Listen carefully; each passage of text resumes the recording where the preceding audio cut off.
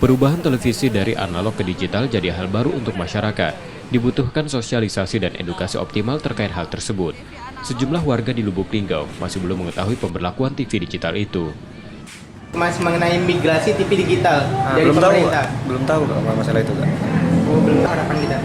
Harapannya sih biar kalau kayak nonton bola, motor GP itu tidak sensor lagi Kak. Jadi tidak itu lagi prabayar lagi pada itu. Sosialisasi dari masyarakat, dari pemerintah sendiri ada nggak di sini mengenai migrasi TV digital ini? Nggak tahu pula Kak, nggak ini apa? Belum ada kabar masalah TV digital. Belum ada, belum dapat informasi apapun, belum dengar dari sosial media ataupun dari pemerintahan, belum pernah dengar. Semoga kalau adanya TV digital nanti siarannya banyak, gratis yang pastinya. Akan adanya TV digital nantinya Pak?